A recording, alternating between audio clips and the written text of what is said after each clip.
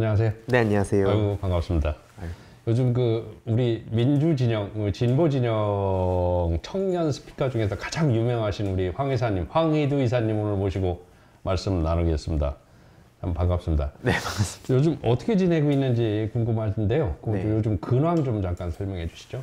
요즘 일단 크게 한 세 가지로 말씀드리면 하나는 뭐 지역, 강의 많이 다니고 또 그다음에 청년들을 대상으로 공부 모임도 소규모로 그냥 각자의 성장 그러니까 뭔가 공부를 더 하고 싶은데 혼자 사는 데는 제약이 많잖아요. 그래서 공부를 하면서도 민주당을 위해서 활동을 하고 싶다 이런 청년들이 있어서 그분들하고 좀 소그룹으로 해서 그럼 직업을 가지고 있는 네. 다른 직업을 가지고 있으면서 정당을 위해서 당을 위해서 뭐 활동을 하고 싶다 이런 분들을 대상으로 교육을 하신다. 네네. 공부 같이 하고 좀 길게 내다보고 당의 변화도 그렇고 개인의 성장도 그렇고 거기 관심 있는 청년들 같이 공부도 하고 그 다음에 또 요즘 관심사인 심리전이나 뭐 디지털 IT 뭐 이쪽으로 공부도 하고 그래서 또 방송도 하고 뭐 그렇게 지내고 있습니다. 심리전이라고 하면은 제가 전공이 심리학입니다. 네. 심리전이라고 하면은 네. 지금 현재 이제 진영 간 싸움 벌어지고 그다음에 진보 보수 뭐 이런 거 할 때 이제 어떻게 우리가 대응하고 뭐 이런 걸 말씀하시는 건가요? 네, 그것도 그렇고 사실 이 이명박 씨가 저는 전직 대통령이라고 안 부르는 게 뭐 이따 더 말씀드리겠지만 뭐 전직 대통령, 노무현 전 대통령뿐만 아니라 국민들을 대상으로 심리전을 벌였거든요. 그래서 그 악랄함을 더 파헤치고 그리고 그 지금 유사하게 흘러가는 게 윤석열 정부라고 봐서 그럼 비슷한 일들이 벌어질 테니 그때 벌어졌던 일들을 우리가 복귀하고 미리 대응책을 좀 찾아보고 있습니다. 자, 그 다음에 이제 가장 이제 핫한 질문 우리 황 이사님한테 제가 꼭 드리고 싶었던 질문이 자, 지금 MZ세대, 소위 말하는 MZ세대 2030들이 급격하게 보수화되고 있다고 물론 뭐 기존 레거시 미디어들이 그렇게 만드는 것도 있는 것 같은데 그런 얘기가 있고 실질적으로 지난 투표에서 그런 성향들이 나왔어요. 네. 이게 어떤 이유 때문에 이렇게 보수화되는지 그 부분에 대해서 좀 설명 좀 해주실 수 있겠습니까? 예, 이게 굉장히 복잡한 문제라 네.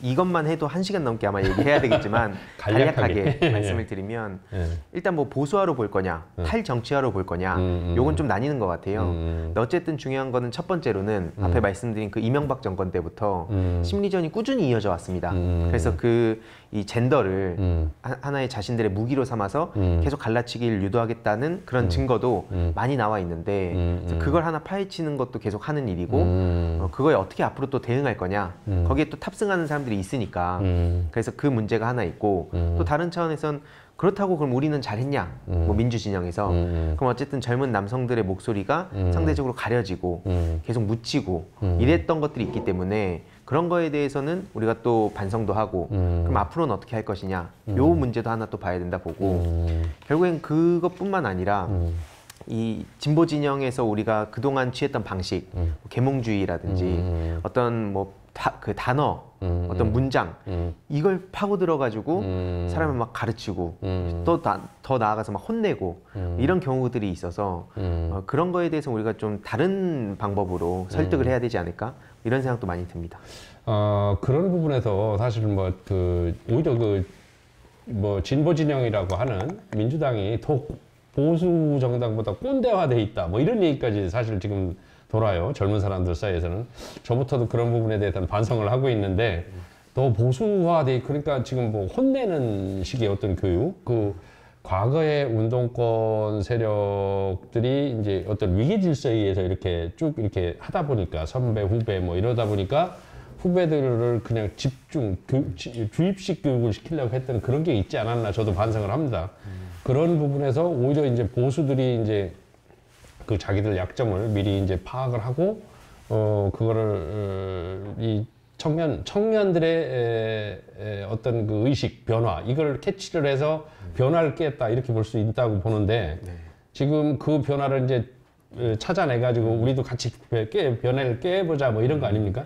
사실 저들이 변했다기보단 변한 척을 되게 잘했던 것 같아요. 이제 이준석 전 대표를 중심으로 그렇죠. 그런 목소리들이 나왔는데 지금 윤석열 정권 들어서서 찍어내기 당하고 완전히 그냥 버려진다, 토사구팽이다 이런 얘기가 나오니까 사실 그 빈틈을 지금 다시 치고 들어갈 수 있는 그렇죠. 타이밍이기 때문에 지금이 전 매우 중요하다 생각합니다. 자, 그러면은 그 똑같은 맥락에서 비슷한 맥락에서 이제 젠더 갈등 아까 뭐 언뜻 언급을 해주셨는데 젠더 갈등이 있지 않습니까? 이 젠더 갈등의 이유가 뭐라고 생각을 하고요.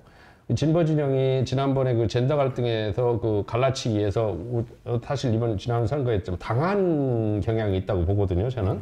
그런데 이걸 어떻게 해야 이런 그 젠더 갈등을 해소할 수가 있고 우리가 진보 진영이 좀 더 해결책을 만들 수 있는지 그 부분에 대해서 좀 설명해 주시죠. 아마 생각은 워낙 또 다양하시겠지만 세대별로든 또 성별 간으로든 다양할 텐데 일단 정치권에서 내가 이거를 해결하겠다, 뭐 2030 청년들을 봉합하겠다라고 나서는 일이 없었으면 좋겠습니다. 그러니까 왜 그러냐면 물론 그렇게 가야죠. 가야 되는데 그거를 지금 시점에서 한 개인이 나와서 그걸 다 봉합하겠다는 건 전 좀 세게 말하면 그게 사기라고 보거든요. 그렇게 얘기하고 책임질 수 있는 사람은 없다.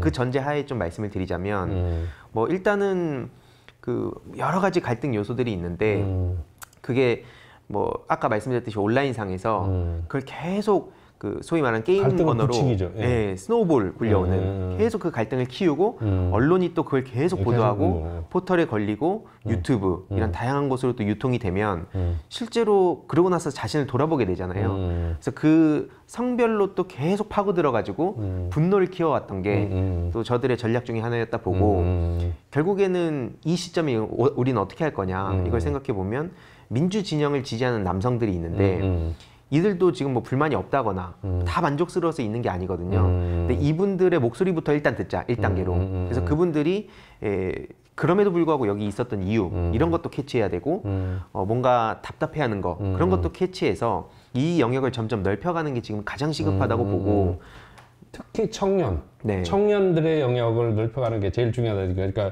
지금 개딸들이라는 기본적으로 이제 그런 어떤 여성들의 어떤 민주당 지지층은 확고부동하게 지금 있는 것 같아요. 특히 제가 주변을 이렇게 봐도 여성들의 지지는 진짜 상당히 강고하거든요, 스펙트럼이. 근데 이 청년들, 젊은 청년들의 지지가 조금 빨리 회복이 돼야 될 것 같다라는 생각입니다. 네, 그게 그러니까 사실 50대, 60대 분들도 온라인상의 의견을 전달하잖아요. 근데 그분들도 지금 개딸이라고 싸잡혀 있거든요. 그러니까 이게 조선일보를 비롯해서 정말 말 같지도 않은 프레임을 씌우는 거다라는 생각도 있고 또 그러면서 이게 사실 여성 청년들, 남성 청년들 이야기를 하다 보면 오프라인에서는 접점이 생기는데 온라인으로 가면 이게 또 타협이 안 돼요. 그렇기 때문에 이 온오프라인의 그 다른 점들 이걸 어떻게 끌어모을 것이냐 이것도 우리가 신경을 써야 된다. 그런 말씀 드리고 싶습니다. 그럼 그러니까 비슷한 질문인데요. 그럼 이렇게 청년층의 지지를 받기 위해서 어떤 아젠다가 하나가 개발이 돼야 될 것 같은데 어떤 거가 민주당이 가장 개발이 돼야 될 거라고 생각을 하세요? 아마 이 아젠다 쪽으로 평소에 연구하신 분들이 뭔가 이걸 다양한 걸 던지시겠죠, 이제 총선이니까. 근데 저 개인적으로는 지금 청년들은 이 요즘 말로 막 각자도생이란 말도 있고 완전히 파편화됐다 뭐 이런 얘기도 있는데 하나로 묶는 거 그 시도 자체에 대한 반감도 되게 큰 것 같아요. 그러니까 예전에야 뭐 민주 대 독재 이렇게 큰 틀에서 대립을 하고 뭐 계급 문제 이런 게 있었는데 지금은 여러 가지 이유로 완전히 분산화돼 있어서 이걸 하나로 묶으려다가는 오히려 그 누구의 호응도 얻을 수 없다. 근데 실제로 이거는 정치권뿐만 아니라 마케팅 흐름이라든지 OTT 플랫폼 이런 데 보더라도 너무 우리가 볼거리도 많고 그러다 보니까 모두의 사랑을 받으려고 안 하거든요. 그래서 뭐 20대 남성이면 남성, 뭐 또 여성이면 여성, 혹은 더 들어가서 내가 누구의 목소리를 확실히 대변할 거냐 이제 그쪽으로 지금 시장도 흘러가고 있고 정치권도 좀 비슷하다 보거든요. 그래서 아까 제가 앞에 말씀드린 게 2030 청년이라고 내가 그냥 다 대변하겠다 그러면 그 누구의 대변도 안 하겠다 이런 거라서 현실적으로 많은 갈등이 있겠지만 민주 진영 내에서 좀 다양한 목소리들이 좀 충돌도 하고 서로 설득도 해가고 근데 그 과정에서 네가 못 배워서 그래 뭐 이런 뉘앙스를 보인다든가 막 가르친다든가 뭐 무식해서 그렇다든가 혹은 막 굳이 이 온라인상에서나 떠들 법한 언어를 갖고 와가지고 오프라인에서 상대를 모욕준다든가 이런 걸 지양해가고 그런 식으로 좀 접점을 찾아갈 필요가 있어 보입니다. 오늘 저희가 우리 황 이사님을 모신 이유도 그런 거를 지향하려고 저희도 저희 이 유튜브에 저희 채널에 주 독자층이 50대, 60대예요. 그러다 보니까 젊은 사람들 목소리가 제대로 반영이 안 되는 것 같은 생각이 들어서 사실은 좀 젊은 사람들, 우리 황 이사님뿐만이 아니고 나중에 이제 용해인 의원도 사실 용해인 의원님 나중에 준비해 주세요. 네. 그런 이제 의원들 좀 젊은 사람들을 초대해서 얘기도 들어보고 도대체 이제 우리가 어떻게 해야 이 MZ 세대를 관심을 얻고 MZ 세대의 지지를 얻을 것인가를 좀 고민을 해야 될 것 같아서 지금 모신 겁니다. 참고로 요즘 MZ 친구들은 MZ 청년들은 MZ라는 말에 대해서도 되게 거부감이 많잖아요. 아, 그래요? 그냥 M과 그 G까지 가는 데가 격차가 너무 크니까 거의 그냥 부모님 뻘과 자식 뻘이 지금 하나로 묶여 있다. 이거에 대한 반감도 있는데 근데 결국에는 저는 지금 당장 해야 되는 건 뭐 예를 들어서 과도한 검열 에 대한 반대의 목소리나 아니면은 뭐 정체성 정치, 그러니까 PC주의 좀 거기에 대해서도 좀 끊고 가는 목소리를 낼 필요도 있다 보고 특히 그 계몽주의 이게 전 가장 크다고 봅니다. 그러니까 예를 들어서 남성들이 좀 목소리를 내면 아, 네 책 좀 읽어라, 뭐 도태됐다 이렇게 표현을 하면 왜 그런 얘기하는지 안다고 하더라도 그걸 이해하는 사람들이 되게 거의 줄어들 수밖에 없거든요. 그래서 그런 여러 가지 문제들을 같이 봐야 된다 봅니다. 그러니까 이제 옛날 제 세대만 해도 이제 어떤 사회운동을 한다든가 시민운동을 할 때는 항상 공부를 하고 책을 많이 읽어야 된다고 그렇게 배웠고 그렇게 가르쳤어요. 근데 요즘 세대는 내가 이렇게 책을 읽어서 지식을 습득하는 것보다 온라인상에서 또 어떤 커뮤니티 상에서 대화를 통해서 지식을 습득하고 이런 것들이 좀 많이 달라졌는데 그런 거를 배제하고 무조건 책 읽고 공부해라 이렇게 하니까 그런 거에서 반감도 있긴 있을 것 같다는 생각이 들어요. 맞나요? 예, 그래서 사실 저도 되게 애매한 게 저도 책을 되게 많이 요즘 읽고 좋아하거든요. 근데 친구들한테 책 좀 읽어라 이렇게 하면 이 취지나 맥락이랑 별개로 기분부터 나쁘니까. 그리고 실제로 요즘은 볼거리도 너무 많고 정보 유통 창구가 확 확대돼가지고 그러니까 쉽게 정보를 취득할 수가 있으니까. 그래서 그 장점도 있지만 단점도 있다는 거를 그것도 이제 많은 공론장에서 논의를 해야 될 문제라 봅니다. 하여튼 지금 민주당 진보 진영에서 어떻게 보면은 이 황희두라는 인물을 빼놓고는 청년 정치인들 중에서 이렇게 뚜렷하게 드러나는 사람이 없어요. 좀 이따가 이제 박지원 전 위원장 얘기도 하겠지만은 이 두 분 빼놓고는 뭐 드러나는 사람이 없는, 두각을 나타내는 사람이 없는 것 같은데 이에 대한 이유가 뭐라고 보세요? 일단 뭐 제가 그렇게까지 막 두각을 나타내니까 쑥스러운데 허재현 전 기자는 뭐 우리 황희두라는 사람 반드시 주목해야 될 꼭 인터뷰하고 하라고 허재현 기자는 저한테 얘기하더라고요. 아이고 감사합니다.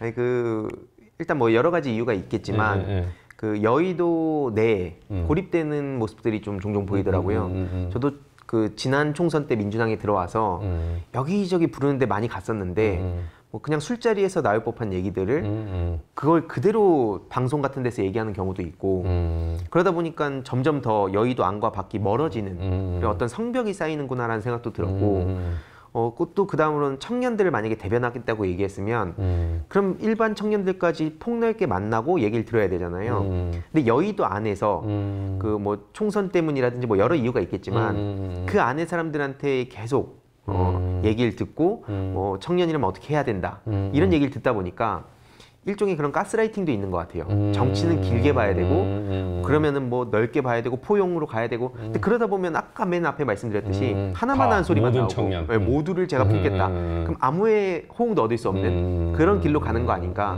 좀 청년이면 욕을 많이 먹더라도 좀 과감하게 치고 나갈 때는 치고 나가야 되는데 또 딜레마는 뭐냐면 이렇게 하고 나니까 욕 먹을 때만 찾아다니는 사람들이 또 있어요. 그걸 말하는 게 아닌데 굳이 막 당을 비난하고 뭐 당 직함 단 다음에 방송 같은 데 나가서 당 욕을 하면 언론 보도도 많이 되지만 이제 그런 걸 뜻하는 건 아니다. 그래서 본인이 아까 말씀드렸듯이 내가 만약에 20대 남성들 혹은 뭐 어떤 특정한 사람들의 목소리를 대변하겠다면 그분들을 많이 만나서 그걸 공론장으로 자꾸 끌고 오고 싸우고 깨지고 그런 모습들을 보면서 사람들이 평가를 하는 거다. 전 그런 생각 듭니다. 지금 그러면은 황 기사께서 이제 지금 이렇게 각 전국을 순회하면서 청년들만 상대로 지금 이렇게 저녁에 이렇게 강의하시고 하시나요? 아니면 뭐 좀 나이 드신 분들도 오시나요? 섞여 있습니다. 섞여 있어요? 네, 저도 그래서 제 위치가 뭐 청년들의 목소리를 대변하겠다라기보다는 민주진영의 핵심 당원분들이 주로 아까 말씀하신 막 4050부터 이렇게 계시잖아요. 그분들과 이 요즘 좀 인식이라든지 문화가 달라진 청년들 그 사이를 연결하는 역할, 가교 역할을 하겠다고 생각해서 오신 분들께 제가 요즘 청년들의 생각은 이렇고 또 그 청년들한테는 기성 그 민주당원분들이 왜 이렇게 분노하시고 또 이런 걱정을 하시는가 요 사이에서 잘 연결하는 역할을 하고 있습니다. 그러면은 오는 분들이 대부분 다 이렇게 정당, 민주당 가입하신 당원들이신가요? 아니면 뭐 그냥 관심 있어서 커뮤니티나 뭐 이런 데 정치에 관심이 고관여층, 정치 고관여층들이 오시는 건가요? 그것도 가는 곳마다 섞여 있는 것 같아요. 섞여 있어요? 어디는 그냥 아예 핵심 당원분들 위주로도 하고 또 다른 데는 뭐 지역별로 그냥 지역에 그냥 호기심으로 오신 분도 계신 것 같고 그래서 되게 복잡하더라고요. 이 부분 좀 민감한 문제일 수도 있는데 박지원 위원장이 최근에 그 이재명 대표에 대해서 뭐 내려놔라 뭐 이러면서 약간 우리 그 저 완전 팬덤 형성하고 있는 지지층한테는 상당히 거부감을 사고 뭐 출당 뭐 청원까지 해서 뭐 금방 5만 넘고 뭐 이랬는데 박지원 위원장의 어떤 그 태도 그다음에 그런 행동 이런 거에 대해서 평가를 좀 해주실 수 있는지. 제가 작년부터 몇 차례 언급하다가 이제 굳이 언급해서 키워주지 마라 이런 분들이 계시긴 했는데 그냥 말씀이 나와서 간단하게 제 생각을 말씀드리자면 일단 첫 번째로는 방송에 나올 때 공부를 하고 나왔으면 좋겠어요. 예를 들어서 예전에 그 KBS 라디오에 나와서 하는 얘기 보니까 이재명 대표의 혐의에 대해서 좀 구체적으로 아냐 뭐 이런 질문에 그런 거는 차치하고 뭐 국민들의 눈높이 이런 얘기를 하는데 그런 식으로 얘기하는 거는 지나가는 어떤 시민을 붙잡고 그렇죠. 와도 똑같이 얘기할 수 있는 거예요. 근데 민주당 전직 비대위원장 타이틀로 방송을 나가면 최소한 공부는 하고 나가야죠. 뭐 그 어떤 사안에 대해서 찬반을 하더라도. 두 번째로는 유시민 작가님도 지적하셨듯이 이 언론 보고 정치하는 거, 언론 보도량을 보면서 내 영향력을 그 되게 크다고 착각하는 거. 전 이거는 박지원 전 위원장뿐만 아니라 우리 당에 있는 정치인들이 다 인지를 해야 된다 봅니다. 당장 저 같은 경우에도 그 민주당 총선기획단 들어갔을 때 기자들이 많이 그 연락도 주고 그때 막 실검도 1등하고 해가지고 연락이 엄청 왔어요. 그때 만약에 지금 박지원 씨처럼 했다면 저도 더 주목을 더 받았겠죠. 계속 민주당 욕만 하고. 근데 이제 그게 결국엔 정당 정치로 봤을 때 바람직한 거냐면 전 그렇지 않다 생각해서 좀 다른 길을 선택한 거고 마지막으로는 자기 객관화가 필요하다고 봐요. 그러니까 내가 지금 왜 비판을 받는가. 물론 부당한 비판이나 좀 과도하게 선 넘은 그런 막 모욕들도 당하는 경우가 있어요. 근데 전체적으로 다 그런 게 아니잖아요. 그렇죠. 그럼 합리적인 비판은 왜 나오는가? 나는 지금 어디쯤에 수용할 있는가? 줄 알아야 된다는 얘기죠. 네, 맞습니다. 언론 보도량이 내 실력이 늘어난 건가? 그게 과연 맞나? 이걸 끊임없이 돌아봐야 된다 봅니다.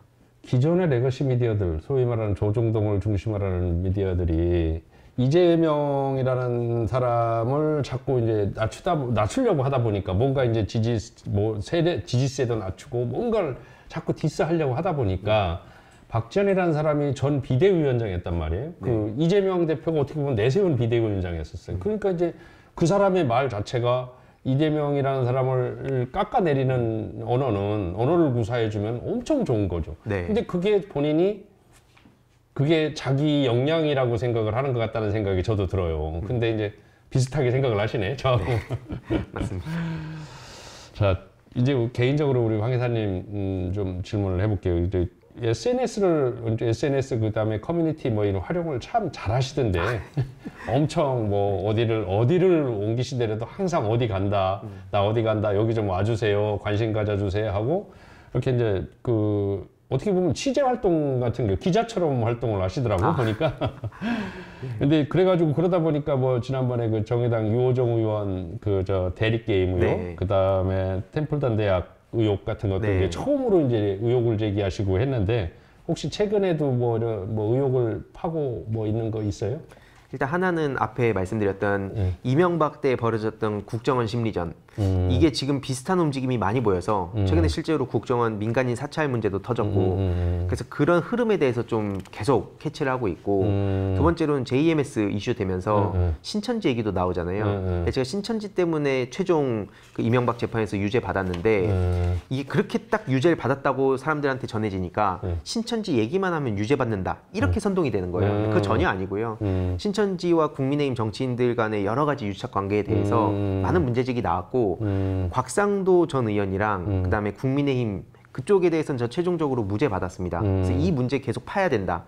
이게 하나 있고 요즘 마지막으로 그 페이스북에서 몇몇 그 민주 진영의 큰 스피커들이 알고리즘에 좀 제약을 받는 것 같은 거예요. 그러니까 이게 노출이 안 되면 아무리 좋은 글을 써도 유통이 안 되잖아요. 근데 이게 알고리즘 문제다 보니까 그냥 기업 측에서는 기업 기밀이다 이런 식으로 하고 어떤 얘기도 안 하는데 특히 이게 또 페이스북은 메타는 이제 해외에 있으니까 더 소통이 안 되고 근데 이 알고리즘이라는 거에 우리가 모든 걸 맡길 수 있는 것인가 그럼 그 투명성을 어떻게 할 것인가 이거에 대해서도 요즘 계속 흐름을 쫓고 있습니다. 그러니까 페이스북 내에서 이제 진보 빅마우스들, 빅스피커들이 네. 그 사람들의 어떤 잘 쓴 글, 좋은 글들이 소통이 제대로 안 된다는 말씀이죠? 네, 예를 들어서 좋아요가 막 1000개씩 나오던 분이 어느 순간 좋아요가 막 300개로 줄어들어 있고 노출도가 현저히 떨어지는 거예요. 심지어 팔로우를 하고 있는 사람들한테도 도달이 안 된 경우가 많고 이건 문제가 있다. 이런 그 원칙이나 그런 게 무슨 기준인지를 모르겠다. 네네. 제가 나중에 잘 모아서 어느 정도 데이터 쌓이면 공개하겠습니다. 네, 네.